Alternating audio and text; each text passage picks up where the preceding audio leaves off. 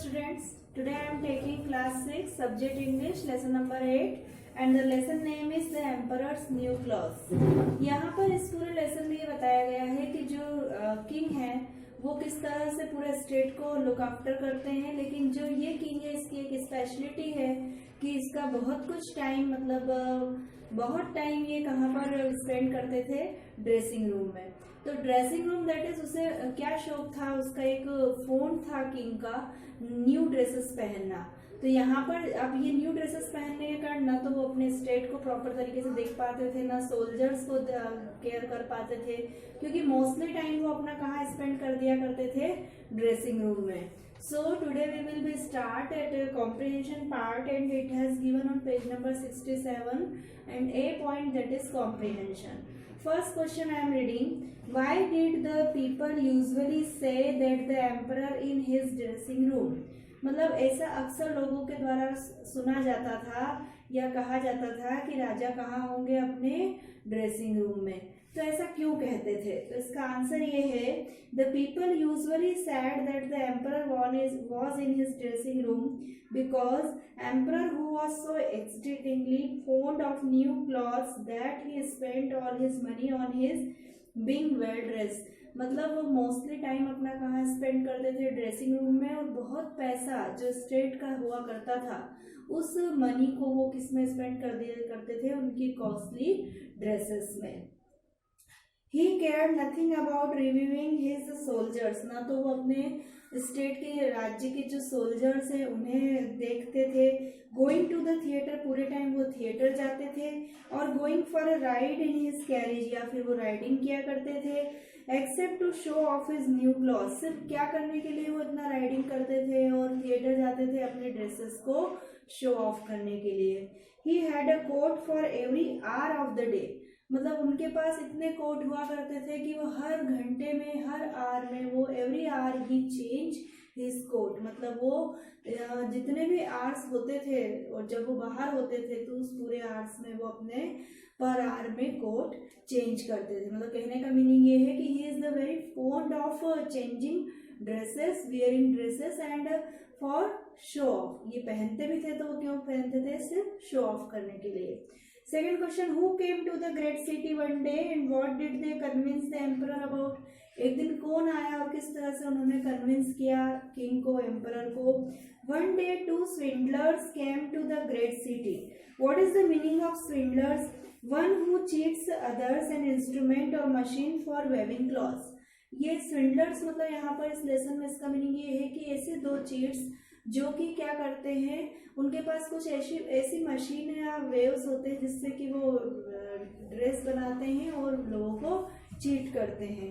So one day two swindlers came to the great city, the convinced that the emperor that they were weavers and they told that they could weave the most magnificent fabrics. मतलब उन्होंने convince किया emperor को कि हम बहुत ही मैग्निफिशिएंट, मतलब बहुत ही antique हम ड्रेसेस बनाते हैं, वेविंग करते हैं, और फैब्रिक इमेजिनेबल, और जो उसका फैब्रिक होता है ड्रेस का वो इमेजिनेबल होता है, मतलब वो दिखाई नहीं देता है।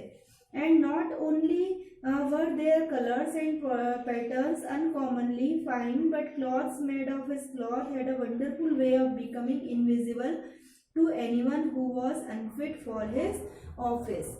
और ये जो ड्रेस है ये सिर्फ उन्हीं को दिखाई देती है जो कोर्ट में अपने आपके लिए जो फिट है, जो आपके लिए फेवरेबल है। जो अनफिट लोग हैं उनको वो ड्रेसेस नहीं दिखाई देती, उनको ये इमेजिनेशन में रहती है। और हु वाज अनयूजुअली स्टूपिड, और जो स्टूपिड होते हैं उन्हें भी आपकी ड्रेसेस नहीं दिखाई देगी कि दैट व्हाट यू वियर, आपने क्या पहना है। Whom did, next question, whom did the emperor send first to look at the cloth being woven by the weavers, and what did he see and what did he convey to the emperor? किस तरह से convey किया उन्होंने emperor को? The emperor sent his honest old minister first to look at the cloth being woven by weavers. He saw nothing on the loom. अब उसने उसके minister को भेजा कि तुम देख कर आओ कि वो किस तरह से ड्रेस को वेव कर रहे हैं, बना रहे हैं, तो उसे कोई लूम वहाँ दिखाई नहीं दिया।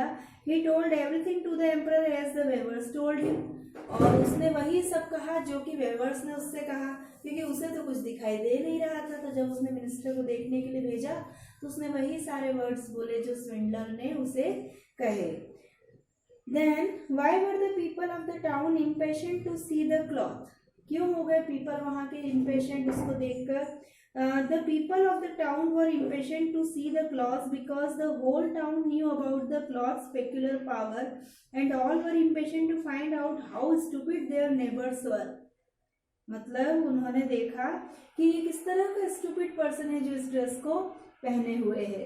How did the emperor go out in the procession? Who said that he has got nothing on?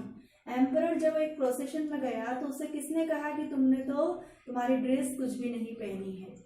So answer is the emperor went in procession under his splendid canopy and everyone in the streets and the windows said, "Oh, how fine are the emperor's new clothes!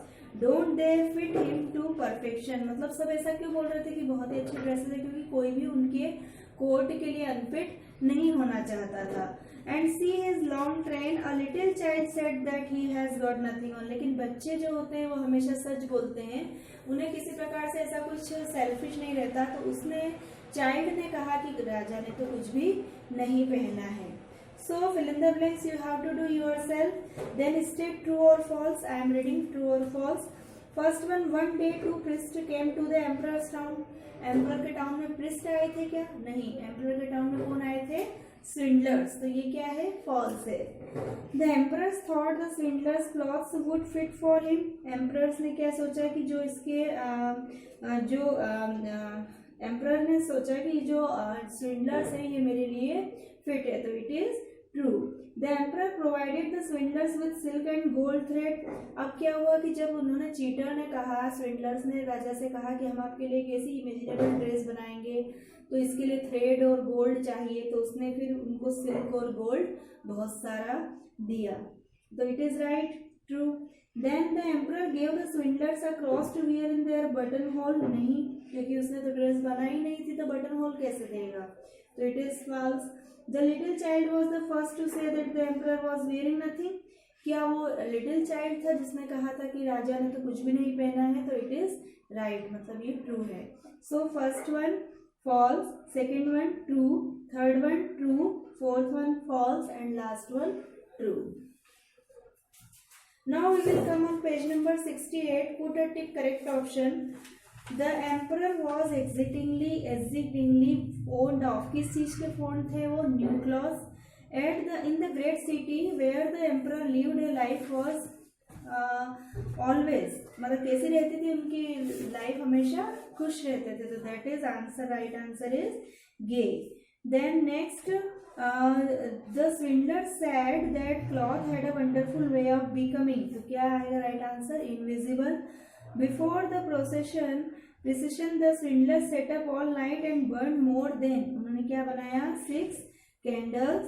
And but he hasn't got anything on was cried out. किसके द्वारा बोला गया यहाँ पर? None of these. यहाँ पर तीनों नहीं है, ना तो मिनिस्टर ने बोला, ना गार्ड ने बोला, ना ही होल टाउन ने। किसने बोला था? चाइल्ड ने बोला था। Now we came on grammar part. Adjective, adjective मैं आपको पढ़ा चुकी हूँ। एडजेक्टिव वह होता है, adjective is a word which shows the quality of noun और प्रोनाउन। नाउन और प्रोनाउन की जो क्वालिटी बताया that is called adjective. Underline the adjectives in the given sentence. First sentence, many children like to play football. यहाँ पर क्या है?